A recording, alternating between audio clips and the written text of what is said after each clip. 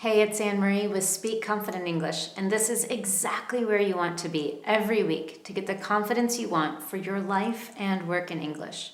Now, of course, most of what we do is all about confidence when speaking in English, but I also know that every day you're probably writing some emails in English, especially if you use English at work. And I also know that you want your writing to be easy to understand, clear, and correct. You also want those emails to be easy to write. So today we're 100% focused on how to write better emails in English and some common mistakes to avoid.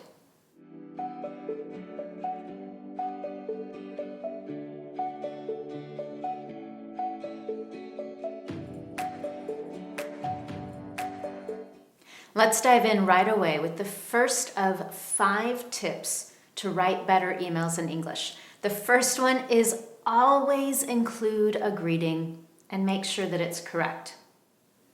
Whether you're writing to a potential new client for the very first time or a colleague that you see every day, it is always polite and friendly to start with a greeting.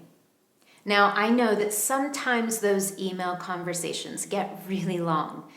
You might send an email to your colleague to identify a date and a time for your next meeting. So you would start that first email with, "Hey Susan," or "Hi Susan." And then over the next day, maybe there are 20 emails back and forth as you try to decide on a date and a time.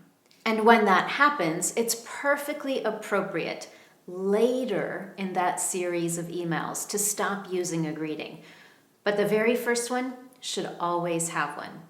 Now, before I talk about how to have the correct greeting, I've got an insider tip for you. I just talked about those long email conversations where you go back and forth. In English, we call that an email chain or a chain of emails. So again, in the first email, you should always have a greeting because it's professional, polite, and friendly. But as you go through that email chain, it's perfectly appropriate to stop using that greeting, especially with people you know well. Now, the second thing about greetings is to make sure that they are correct. And what that means is knowing who you're writing to. You would be surprised by how many emails I get every week that begin with, "Dear Sir."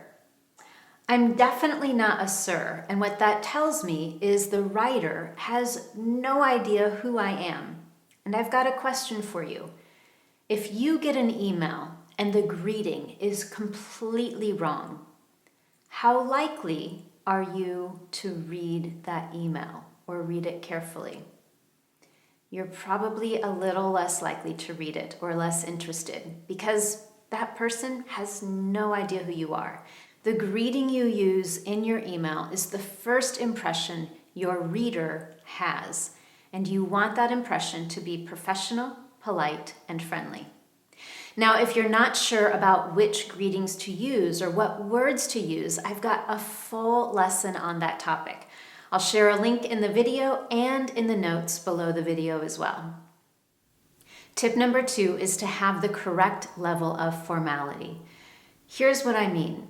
If you have a colleague that you send an email to 3 times a week or every day, you don't want to begin that email with "Dear Ms. Fowler." It's way too formal for someone that you email regularly. And when our emails are too formal, they show a lot of distance. They're cold and unfriendly. So we want to be careful about being too formal.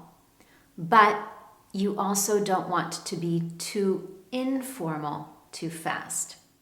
For example, if you're writing an email to a brand new client, you probably wouldn't start that email with, "Hey, what's up, Susan?"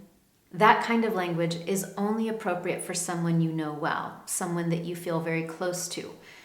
So it's all about finding that right balance of formality. Now, I know you might be feeling worried right now about how to avoid being too formal and cold and how to avoid being too informal too soon. And don't worry, I've got you covered. I actually have several lessons that focus on language you should use in emails and language that allows you to be polite and friendly in English. I'm going to share links to those so that you can watch those as soon as you're finished with this one and get the right language for your emails. Tip number 3 is especially important if you're writing emails for work and you want to look like a professional. Make sure that your grammar, punctuation, and spelling are correct. This is a challenge for everyone, including native speakers. We definitely start typing too fast on the keyboard, we don't pay attention, we don't read our emails, and sometimes that means there might be a lot of mistakes. And those mistakes look unprofessional. The more you can reduce those errors, the better your emails are. And I know that this is an area that's really challenging. Number 1, English spelling is a nightmare. And number 2, I know our grammar is difficult, but I have a super easy solution for you, and it's free. There's an app that I love to use on my computer called Grammarly. In fact, my whole team uses it. Grammarly is the perfect place for you to copy and paste your email to check your grammar, spelling, and punctuation. So if you're feeling nervous about your grammar or spelling in an email, I'll leave a link to the Grammarly application just below this video. It's totally free to use and it will absolutely help you feel more confident when you're sending your emails. Now, before I move on to tip 4, let me give you an example of what an unprofessional email with lots of spelling and grammar errors might look like. Take a look at this email and see if you can identify some of the problems. You should immediately notice that words like I'm or English aren't capitalized, and in a professional email, they absolutely should be. You'll also notice that there's no space between the first 2 sentences, and that makes it very difficult to read. Again, you want a space after the period, and the first word of a sentence should definitely be capitalized. Tip number 4 for writing better emails in English is to always have a very clear subject line. I want you to think about your email inbox for a moment and all the different emails you have. Which ones are you more likely to read? You're probably more likely to read the ones with a clear subject because you know exactly what the email is about. The other reason clear subject lines are important is emails contain important details. Have you ever read an email and then 3 days later you were trying to remember where you read that information and you're searching through 5 or 6 or 27 different emails to find that information? Well, it's much easier when the subject line is clear and it's connected to the information in the email. So always make sure your subject lines are very clear. Earlier, we talked about those long email chains that happen when the conversation goes back and forth. Sometimes during a long email chain, the subject of the conversation changes. And that's a great time for you to edit or change the subject of the email. And that will automatically make it easier for people to find the email information they need when they're looking for it later. Now, if you're not sure what I mean, let me give you a clear example with these 2 subject lines. Number 1 is question about English. Number 2 is question about dates for Fluency School. Which one of those is more specific? Definitely the second one. I know exactly what this person wants or what information they're looking for. In the first email, I have no idea what their question might be. It could be about English people, English culture, English language, about grammar, spelling. I have no idea. It's very unclear. The more specific your subject line is, the better it is for your reader. Tip number 5 for writing better emails in English is to keep your emails short and only focus on the most important details. This is one of the biggest challenges my students have, and it's one of the questions I hear the most. My students always want to know how they can be more concise in an email. To be concise means to give a lot of information in a very clear way without using too many words.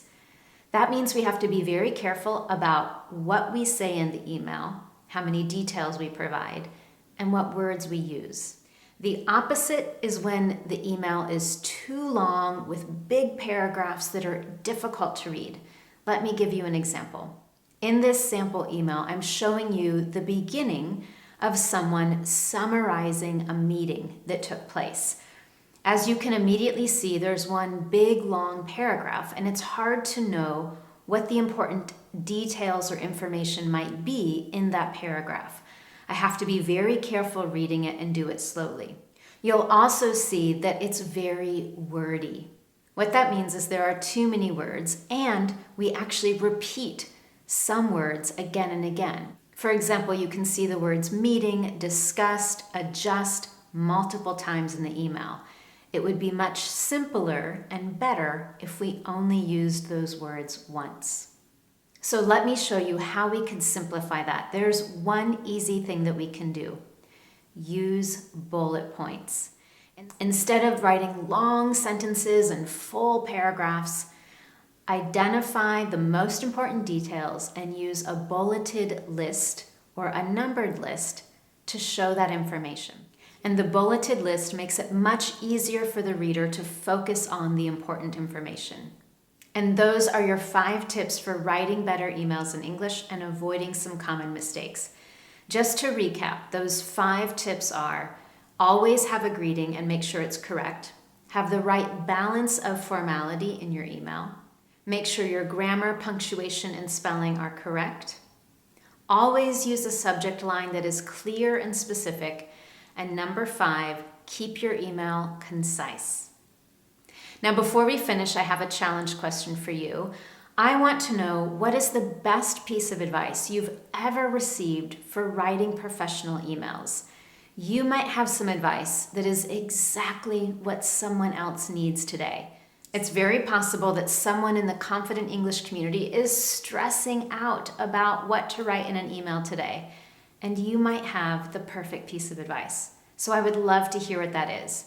You can share your advice with me just below this video or in the comments of the online lesson. Before I finish, if you found this lesson useful to you, I would love to know, and you can tell me in 3 simple ways. Number 1, give this lesson a thumbs up on YouTube and subscribe to the Speak Confident English channel so you never miss one of my lessons. Number 2, you can share this with friends and colleagues on Facebook or LinkedIn.